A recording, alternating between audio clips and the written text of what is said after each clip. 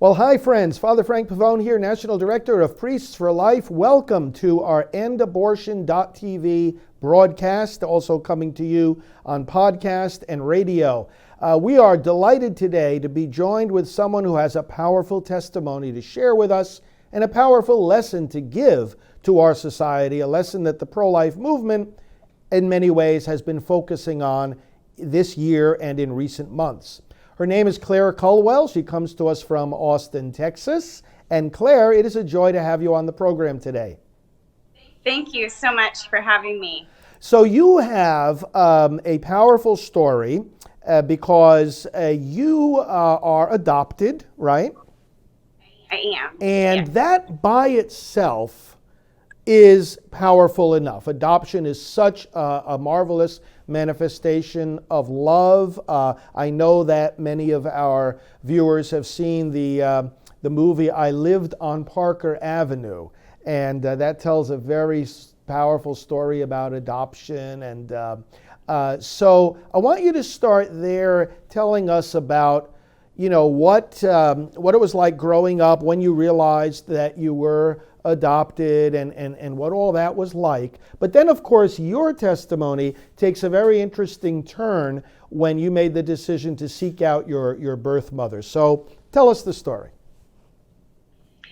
My sister and I are both adopted, and my parents had struggled with infertility for quite a few years, but when they got married, before we were born. I like to say that adoption was our normal. We didn't know any different. Neither of us remember finding out that we were adopted.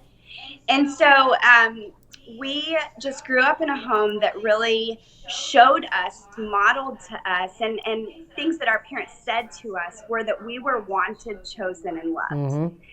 And we were adopted into this incredible Christian home. We knew that having a family was such an incredible gift because God had knit our family together in such an incredible way, a perfect way that He had planned out. And so we decided a little bit later in life to meet our birth mothers. My sister met her birth mother first, and she had this incredible reunion with her birth mother, almost like picture perfect. And so I thought, well, maybe my reunion will be just the same. I'm excited to meet this woman who gave me life, who gave me my family. But meeting my birth mother came with some really surprising things that I never imagined that I would find out. In fact, I used to imagine the person that was affected by abortion, and I thought, that will never be me.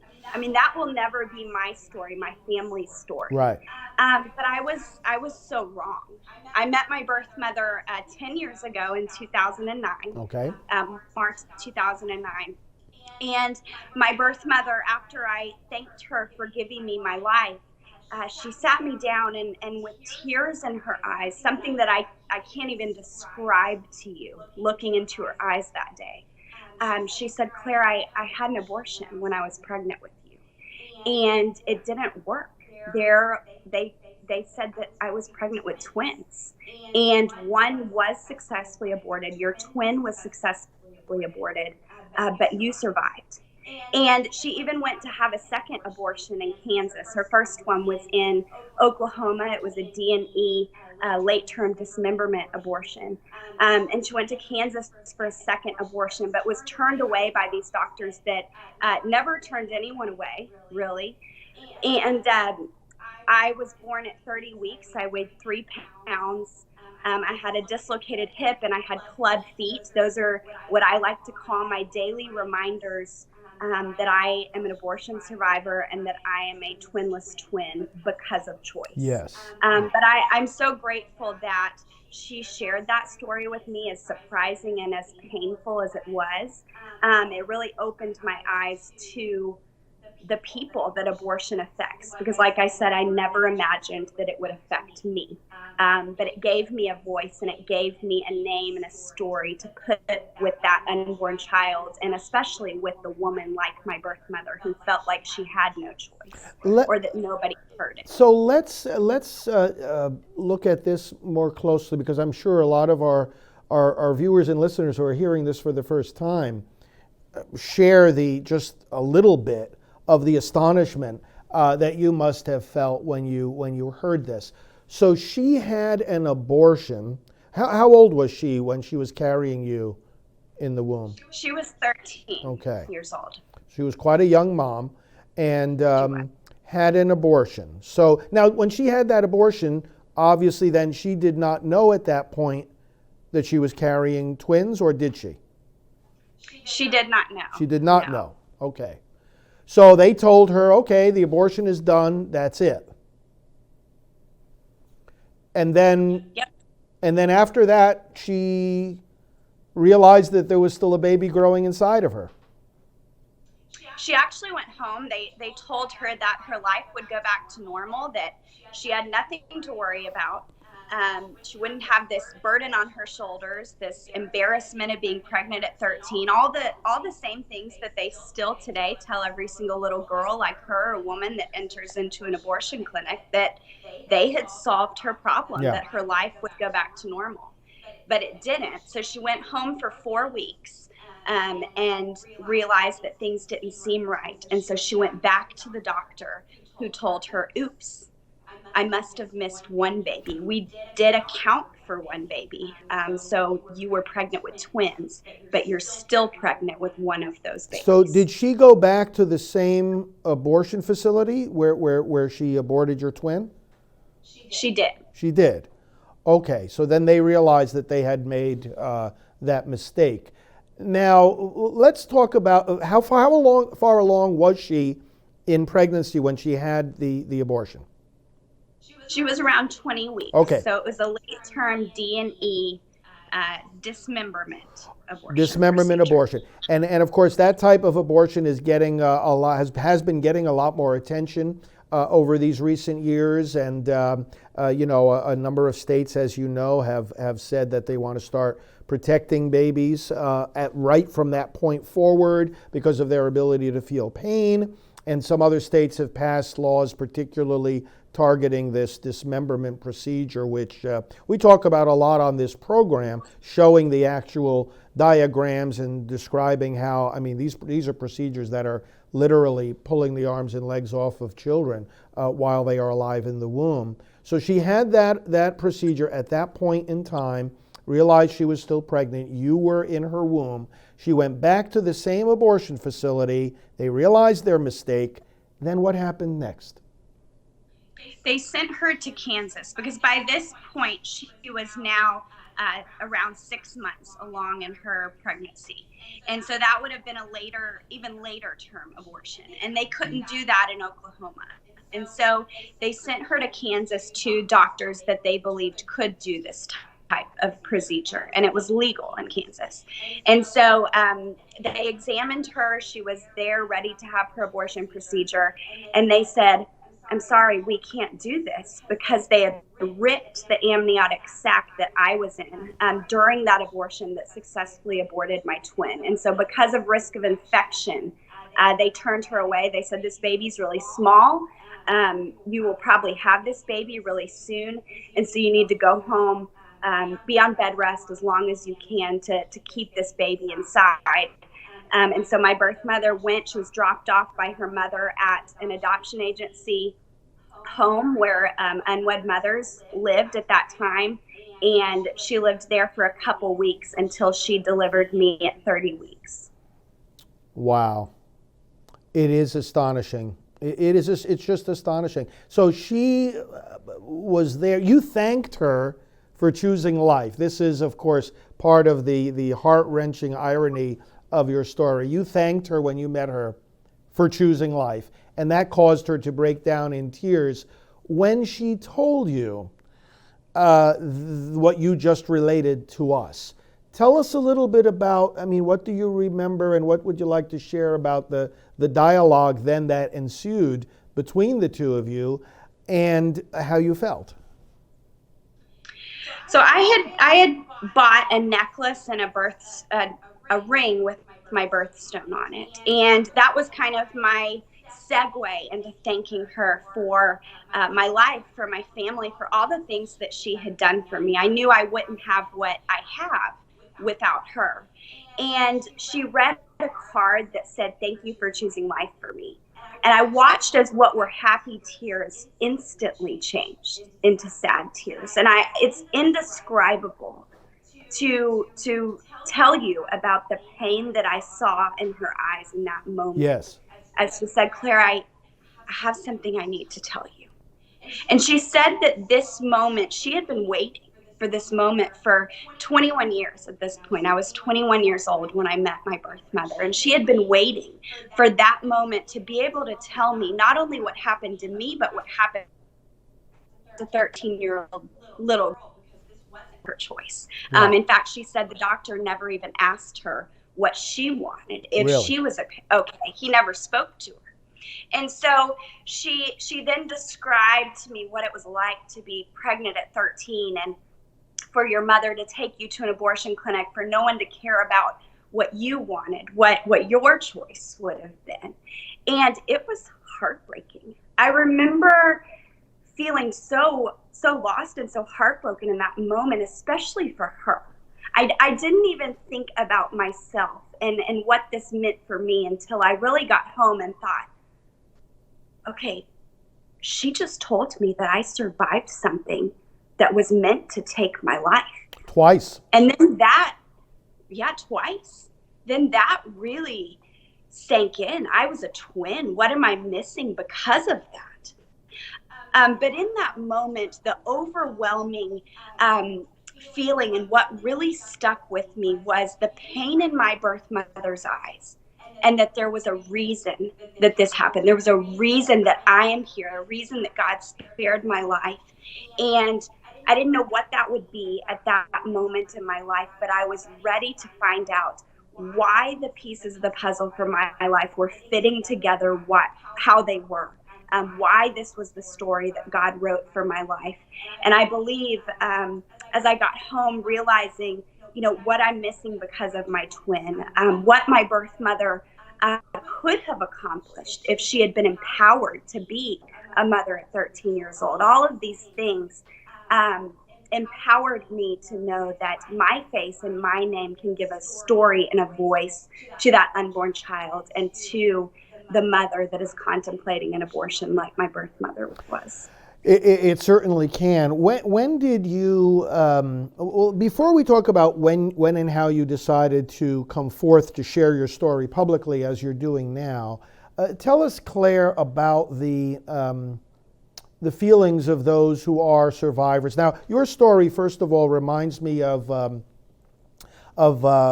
Sarah Smith. I don't know if you know Sarah's story, but decades ago, Betty Smith came to me, and she had an abortion and was almost identical to what happened to your birth mom, and Sarah was the surviving twin from that abortion, and I worked closely with them to share their story for a number of years. And I've worked with quite a few actually, abortion survivors. There are various different types of survivors, as you know, based on the circumstances, that they've been through, and you are a twin survivor. And the experience of people who are abortion survivors, and in a general sense, as you also know, those who grew up in a culture where abortion was prevalent, and those who, while they were in the womb, their lives were not protected by the laws of their own country, are the first level, if you will, of survivors. And that has a profound impact on people that I don't think we've really begun to understand or unpack. We are saying to you, and really to all of those in the United States who were in the womb after Roe v. Wade was handed down, we are saying to them, we don't have any obligation to protect your life. And that has got to have a profound impact. And then on top of that, to say, well, my sibling died, my twin sibling died, I survived. When survivors come back from war, they're afflicted with all kinds of guilt, with all kinds of anxiety. And you've been through a similar experience. Tell us a little bit about how this has affected you in the light of all that. Yeah, I think it is really similar. I will say that when I get to heaven, I have a lot of questions for God. But right now, I'm resting in knowing that He has a plan and it's bigger than I could have ever imagined. And so those questions about my twin and why me and why not my twin, those are questions that I'm okay not having answers to right now. But I will tell you that as a survivor, and especially this year, as I've walked around with that title, something that goes everywhere I go.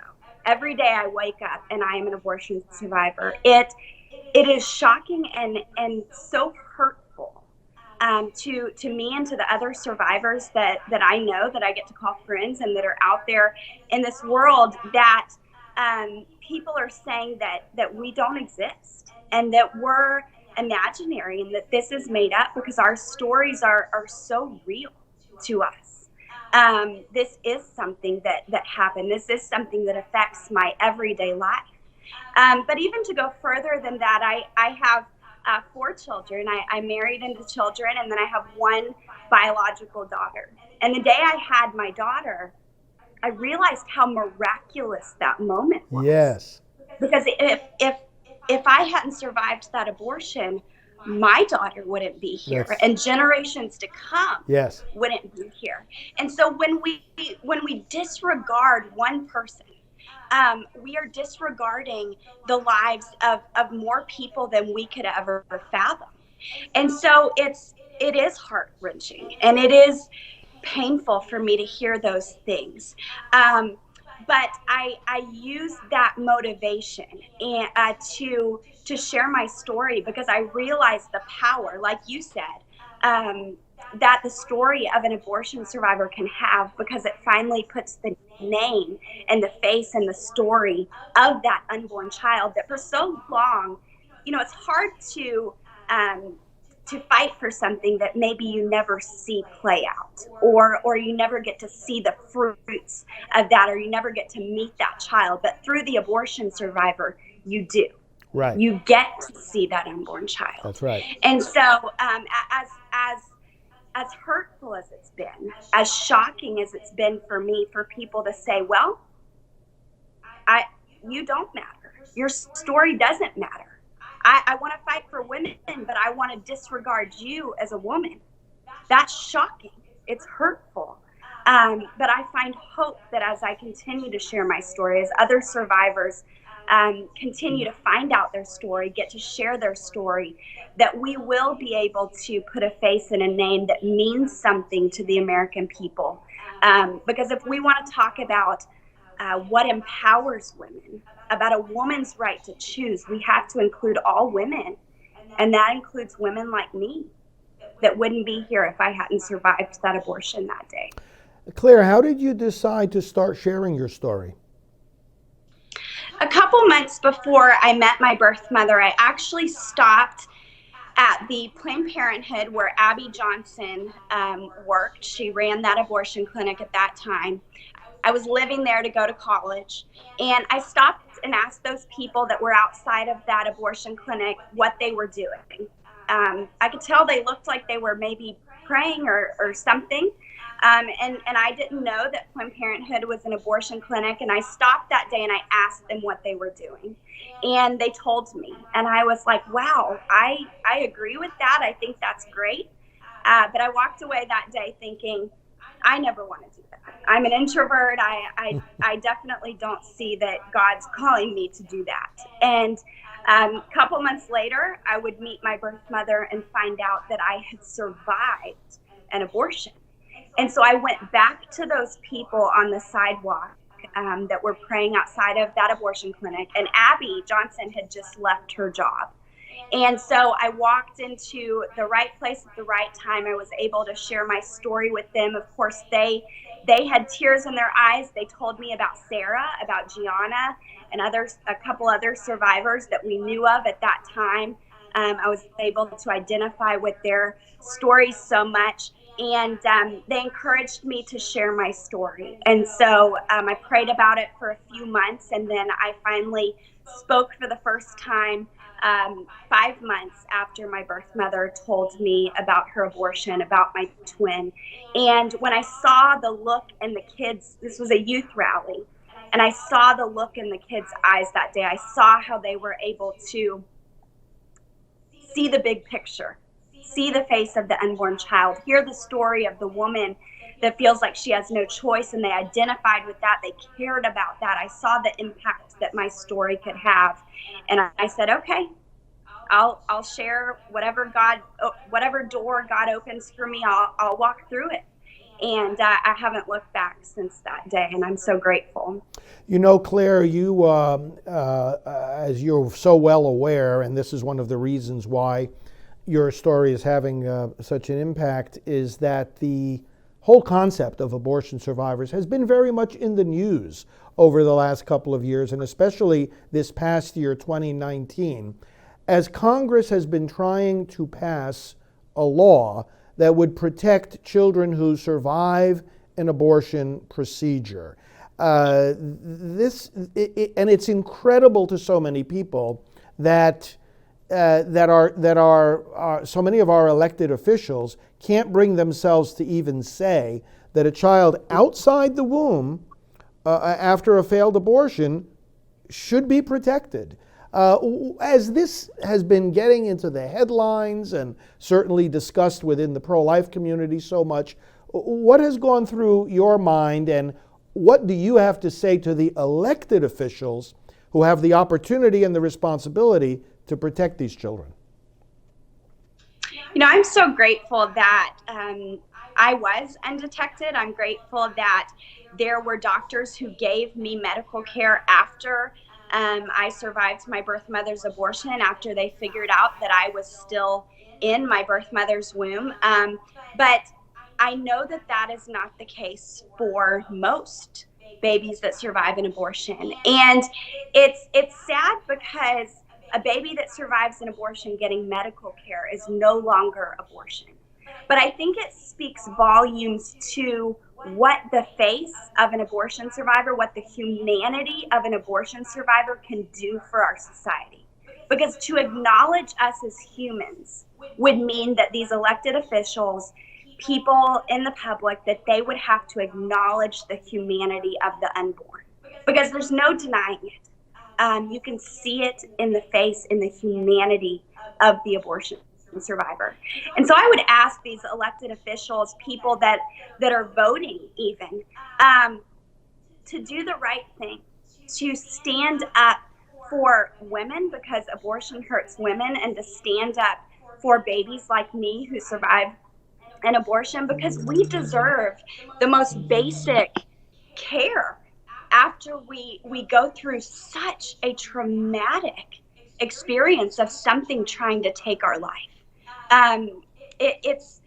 It's hard for so many people to wrap their minds around, and a lot of times it's kind of like when you're scrolling through social media and you see that a child is being harmed by an adult or sexually assaulted by an adult. It's easier to just turn the other way. Yes. But we can't.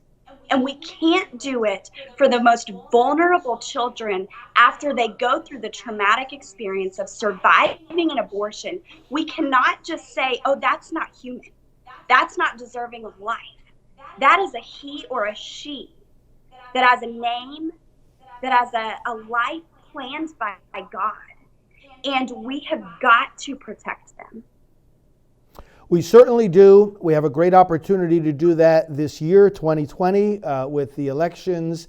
And you are helping people to do that with all the speaking you're doing. We're going to be seeing you at the March for Life in D.C. And tell our audience all the other marches you're speaking at in the coming weeks. Yes, I am so looking forward to joining so many people across the country. I will be at the National March for Life in DC, the Chicago March for Life, the one in Austin, Dallas, Tulsa, and a couple others across the country. And I'm excited about getting more educated myself, getting motivated and empowered to go home into my community and continue to speak up, start the conversation, and do something about something that is affecting so many people just like me and just like you. So thank you so much. Well, thank you for being part of our broadcast, and we send our thanks to the entire network of abortion survivors. I know you're connected with that, and with our friend Melissa Oden and so many others. So God bless you, Claire, and on behalf of all of us at Priests for Life, thank you for raising your voice. We will raise ours together with you, and together we will win the victory for life. God bless you. Thank you. God bless you.